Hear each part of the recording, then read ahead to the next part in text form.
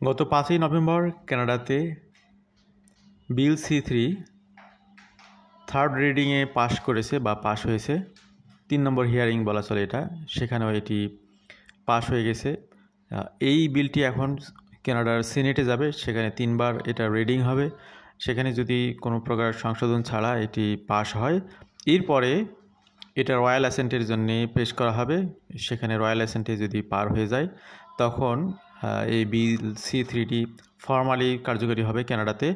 এর মাধ্যমে first generation limit যে রুলস চালু হয়েছিল 2009 সালের দিকে, যেটার কারণে কানাডিয়ান প্যারেন্টসদের অনেক চিলড্রেন যারা আউট অফ কানাডাতে জন্মগ্রহণ করে, বিভিন্ন রুলসের ফাঁক ফোকরের কারণে তারা কানাডার সিটিজেন হতে পারছিলেন না, এবং অ্যাডপ্টেড চিলড্রেন যাদের আছে তাদেরকে কানাডাতে সিটিজেন করা যাচ্ছিল না।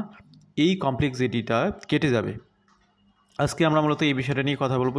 বিশেষ করে যারা কানাডার সিটিজেন, তাদের এই তথ্যগুলো খুবই হেল্পফুল হবে, এবং যারা ভবিষ্যতে সিটিজেন হবেন তারাও তথ্যগুলো জানতে পারেন। অর্থাৎ ইনসাইড কানাডাতে বা আউটসাইড কানাডাতেও যারা কানাডিয়ান অলরেডি হয়ে গেছেন, তাদের জন্যই মূলত আজকের আলোচনাটাই গুরুত্ব ক্যারি করবে। Amendment to Citizenship Act passes major legal milestone, comes on step closer to expanding eligibility. যেমনটি বলছিলাম যে নভেম্বরের 5 তারিখে বিল C3 এখানে প্রত্যেকটা বিল এখানে 2টা হাউসে পাস হইতে হয়। প্রথমে হাউস অফ কমন্সে, এরপরে হচ্ছে হাউস অফ সিনেটে।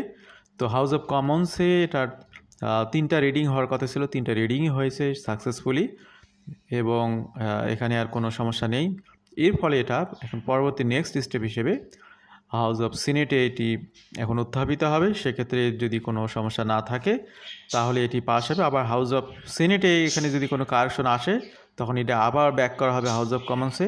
তখন একটা আবার কমপ্লেক্সিটি তৈরি হবে। তখন আবার সেই নতুন অ্যামেন্ডমেন্টটা হাউস অফ কমন্সে নতুন করে আবার থার্ড 3টা রিডিংয়ে সেটা পাস হতে হবে। হওয়ার পরে সেটা আবার হাউস অফ সিনেটে যাবে, সেখানে আবার 3টা রিডিংয়ে ওকে হলে দেন রয়্যাল অ্যাসেন্টের জন্য এটা প্রেস করা হবে। তখন এটা পাস হলে দেন অ্যাক্টিভ হবে।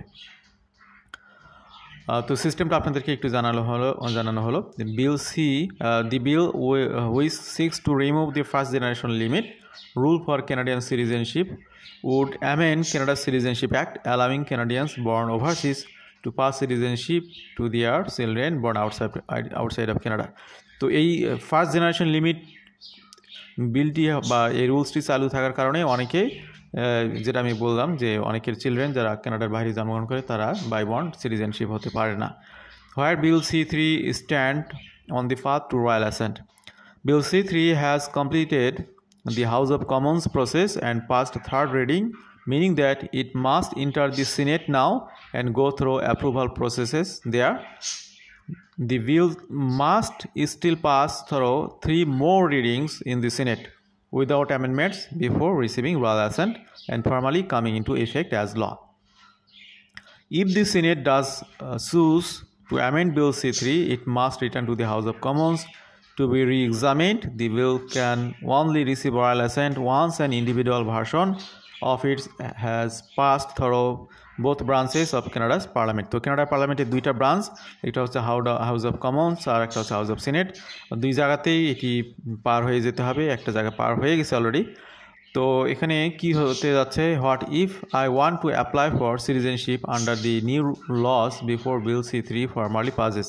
তো বিল C3টা এখনও ফর্মালি পাস হয়নি, তার মানে ফার্স্ট জেনারেশন লিমিটের যে প্রবলেম সেটা এখনও রয়ে গেছে।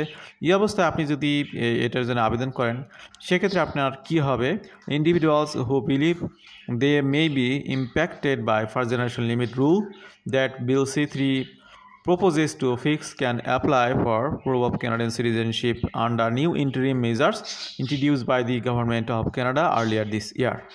These measures facilitate discretionary grants of citizenship for impacted individuals, allowing them to gain Canadian citizenship before Bill C3 is enacted into law. Depending on their situation, certain individuals may also be eligible for urgent processing for discretionary grant.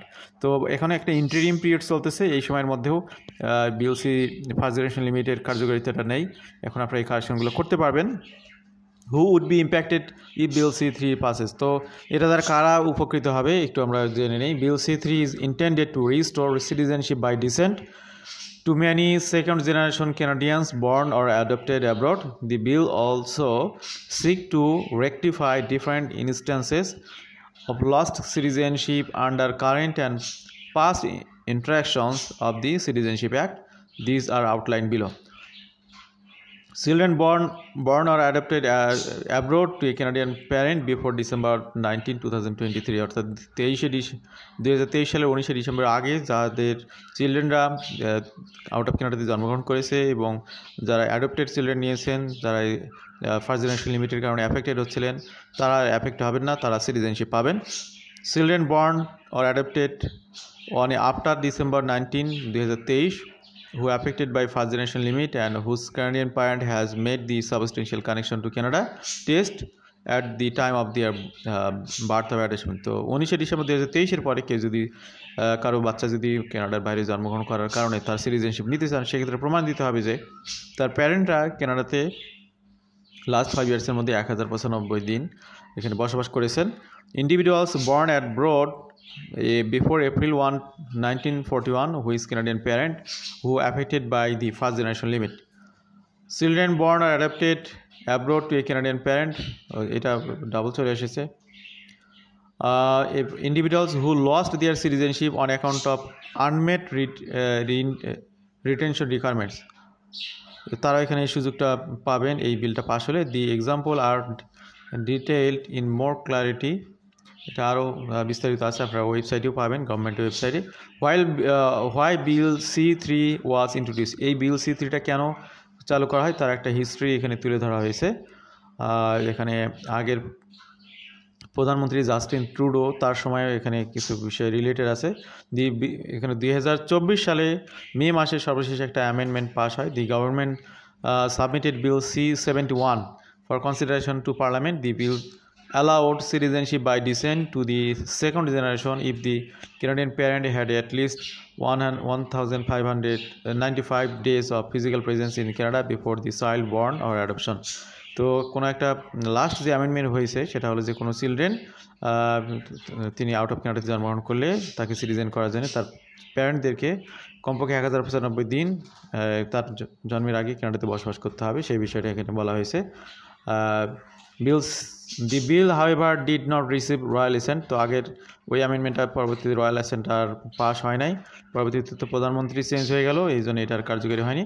এখন নতুন যে বিল C3 এটা যদি pass হয়ে যায় তাহলে first generation limited যে প্রবলেমগুলো ফেস করতেছিলেন কানাডার সিটিজেনরা তাদের চিলড্রেনদেরকে সিটিজেন করার ক্ষেত্রে, সেই সমস্যাটা থাকবে না, এটা আমরা প্রত্যাশা করি। আমাদের সাথে যারা ছিলেন এতক্ষণ সবাইকে ধন্যবাদ জানাচ্ছি। ভালো থাকবেন সবাই। আল্লাহ হাফিজ। সালামু আলাইকুম।